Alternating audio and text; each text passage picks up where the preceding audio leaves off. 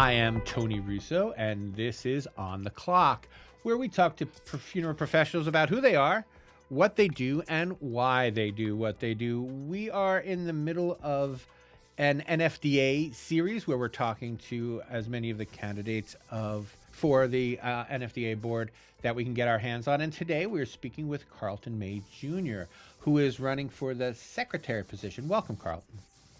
Hi, thank you, Tony, and thank you so much for having me today. It is an honor to speak with you today. I'm very excited to talk to you. We had a nice little pre-interview that's going to have to be a longer conversation, but let's have a shorter conversation right now. So you've been on the board for 2 years. Why run for secretary? What is different about running for secretary?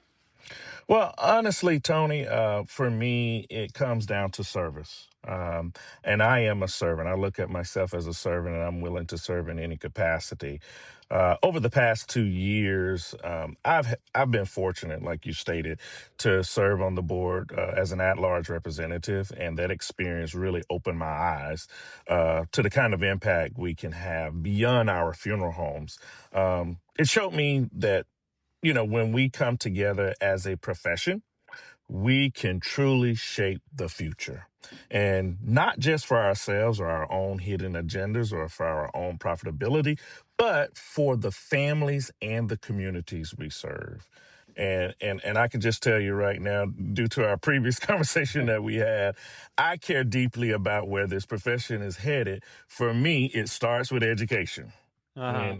and education, and of course the dissemination of information to make sure everyone is aware and making sure our members have access to timely relevant knowledge so they can continue to serve at the highest level. So secretary is definitely the keeper of all of that information, and to ensuring that accurate information from the board is collected and obtained and kept for record keeping.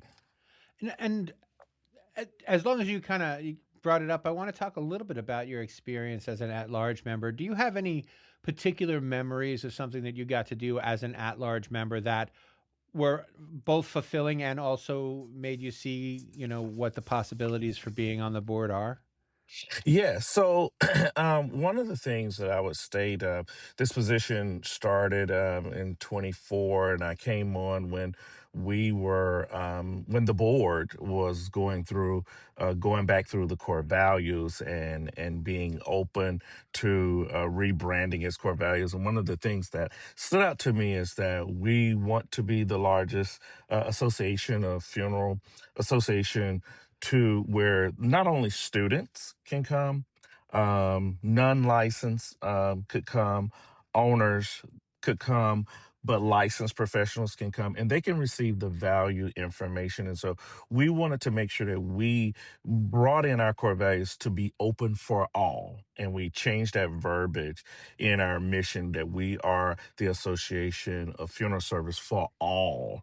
Not just even beyond here in the States, but even beyond, because we have active membership beyond the US. And so when you put that out there and you're stating, hey, we are here for all funeral professionals, regardless, that was a major hit for me, that we're acceptive to this and we were a part of that push. And I'm glad that I was a member of the board at this time to bring my value of how I see it, not just from a funeral director and a general partner running a funeral home in my community, but as an educator as well. And what I'm seeing and the trends I'm seeing of students evolving and the different types of students that are coming into the industry and the interest that they share. And kind of along those lines, what value do you see in these in the NFDA conference and in the different opportunities that funeral professionals have to get together um, during the year over the course of these meetings in general, these opportunities to kind of So the value that I see is not just the one a year convention, which is the international convention that right. everyone is loved to come to in October, but it stems down even from the PWC, which is the Professional Women's Conference, the students of the female community that's in this profession, that they have a safe place that they can go, they can feel welcome, they can feel nourished, they can feel enriched, and they're having those seminars to be able to come to. One which is my ultimate favorite is advocacy, going to the Capitol to heal, to advocate for our industry of those laws and those changes that are coming about. There are a lot of students that they were like, I didn't know that I could participate. And it's like, yes, you can participate Yeah. in these things where we have the Meet the Mentors program that come as well. So all of those things that derive around it, and then even throughout the year when we have our virtual trainings, our cremation certification training, that we have our arranger training, which is done, and I've had the opportunity to take part in all of the throughout that are going around our restorative art programs that go to the different schools and institutions, these things to help everyone to participate, that it's not just a once a year gathering that we come to, but all throughout the year we're able to offer and meet the needs of everyone at whatever capacity is your strength or your weakness. Because let's be real, uh, cookie cutter short in, maybe years when I came along, you were either a great funeral director or you were a great embalmer, or you could be versatile where you have both capabilities. But now it is so many different aspects in the funeral service industry where you could be a wonderful crematory operator, you could be a crematory arranger, um, you could be that wonderful liaison between, hey, the funeral home and the cemetery portion of it. If your firm owns a cemetery, you could be that ambassador. That ambassador Mm. for the families, and there is so many different levels that you could be a master at now, and NFDA offers that to its members, who is a member, that hey, you could find there's a plethora of information that we offer to make sure that we are giving the most accurate and the most current information to everyone. And kind of along those lines, I mean, you hit on advocacy. So have you gone yet for this year? Or you're going in a couple of No, weeks, so right? so we're set to go next week. Actually, we will be there 15th through the 17th. But as a board member, I'll be there early. We'll be having board meetings, but the advocacy itself starts 15th. So and it is an awesome time. I've already had a couple of members that their first time going was me encouraging them to come last year. They had Mm. so much fun. They had a ball. I've received text message, Carlton, I'm booked. I'm ready. I'll see you at Advocacy. I had so much fun being having the opportunity to share my view to legislators, in my state, and moving forward, and to seeing the my voice being heard. Do you give people advice now when they come along? Like, do you say, okay, this is how do you prepare other people to come with you? And what did you learn from your first advocacy experience that you now pass on or you remember every time? Like, what was an early takeaway lesson from advocacy? I would say the early takeaway from advocacy was, we sit back, as a child, we grew up learning about government, learning about the different branches of government, but we don't know the full detail that the consumer, of the constituents have, that they could have a voice to go and be heard and to actually walk the halls of these different branches of government. You have that opportunity. When I grew up, we learned about the branches, we learned about voting, and we knew how to do it, and that was it. But getting involved in being on Capitol Hill is breathtaking. And I tell everyone who wants to experience it, come out and experience it for yourself one time. I promise you, you'll fall in love, because you not only see them on television, your congressperson, but you can see them in real life, and you get to meet their staff and see how hard their staff works Mm. behind the scene, and the interns that are young interns that's coming along and they're learning the ropes of it. That was very impactful for me. Um, is what I enjoyed. And so going into your next question, what I do to encourage people, of course, we're in an age of digital age. And one of the things that I do is once those students or meet the mentors, they show up and they come, I ensure that I ask them, take a photo with your congressperson, share it, and also, let's share that you're here on Capitol. That is a photo opportunity. How many times do we get to go to Capitol Hill and take a picture on the hill?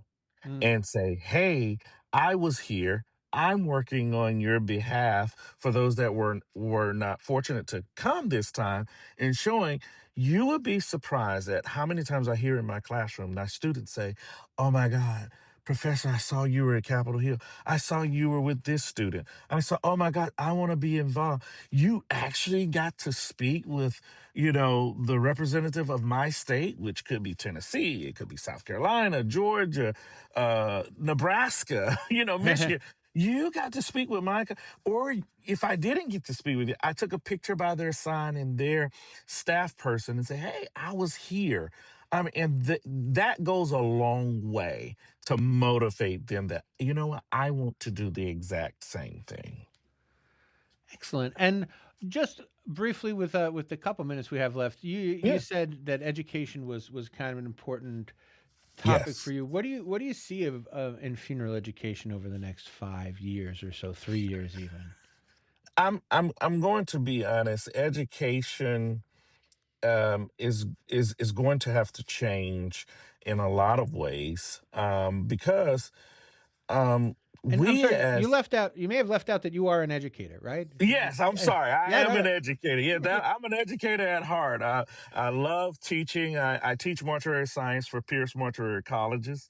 I love it. I've been in higher education altogether, going on almost 15 years. wow. And I love it. I love what I do.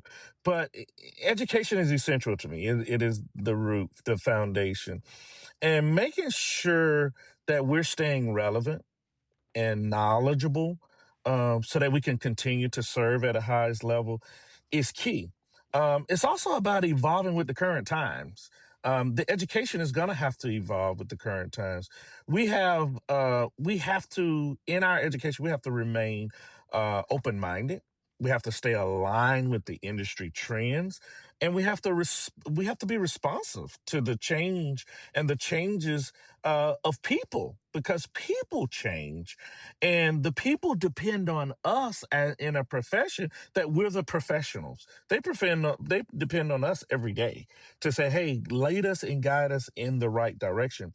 And it's just as important for us to have the education and to change with the times, so that way we can lead them and we can be purpose driven leaders in this, because we have the responsibility to lead in a way that not only strengthens where we are today, but also empowers and prepares the next generation that's coming behind us to carry this profession forward. And so, with that said, those are the priorities we really need to reflect on in the education, to not forget where we come from. We have to honor our traditions that really defines us, while also positioning ourselves to continue to grow. And so we're going to have to grow, and we're going to have to continue to stay current, and we're going to have to continue to evolve. And I'll share this, and if I have a one moment, I'll share this Yeah, no, one little please. thing. There's something that just came out recently. I'm in the state of Georgia. I reside in Georgia, and so this is my we saw this thing came out that's talked about human composting, which is a big topic now. And I had a client to walk in one day into the funeral home and say, "Carlton, could you tell me about human composting? I think I want to look into that." I didn't have a brochure, I didn't have any knowledge. And I said, "Yes." I said, "If you give me a moment, I will get back with you and I will give you all the information that you need." So I felt a little bit behind the ball, the eight Mm. ball, Yeah. but I got on the horn. I went with it. Because when you think about it, and being from the South, and you think about it, it's like, well, now me personally, I'm like, oh no, I don't want, but not my personal opinion. Thinking about human composting, I took the steps to get knowledge on it so that I can educate those people. And when I say those people, the people that depend on me to lead them during their time of sorrow and bereavement, and their exercising their right of disposition and what they want to choose to celebrate their loved one. I had to get the education and gain the knowledge. And so that's what I did. So for me, I felt like it's just natural that we have to continue to evolve and continue to take the education with us as we evolve. That is absolutely fantastic. And thank you so much. I love that part at the end because one of the things that I've been banging the drum about more and more recently, so thank you for putting like a little button on it, is I, this idea that okay. every time a state passes Hmm. um, natural organic reduction, it's really just an opportunity for people to come into your funeral home. And like it gets people Exactly. into the funeral home and you get to Exactly. show them how good you are How with people, you know? Exactly, and that's what I did. I reached out. I reached out to a company. I mean, we got sponsors. We brought the company down to Georgia to educate funeral directors on it, how to. And let me tell you, you would be surprised at when we were educated on it, at how many funeral directors stated. We love the fact that education is there. You're not eliminating funeral directors. You're still partnering with funeral directors. They were open to it, and now there were the other half of the room that said, "You know what? I don't care for it. I don't want it, but thank you for the knowledge, so I can offer it to those clients who say, yes, I want it." So it wasn't a closed-minded issue. Right. It wasn't a closed-minded area, and that's what education is all about. Fantastic. Well, thank you so much for your time and for sharing your story with me. Well, thank you, and so like I stated for you, I close out just saying to you, thank you, Tony, again for reaching out to having me. Because for me, running for secretary of NFDA just feels like the natural next step for me, an opportunity to serve on a larger scale and give back to a profession that has already given me so much. Excellent. Thank you so much.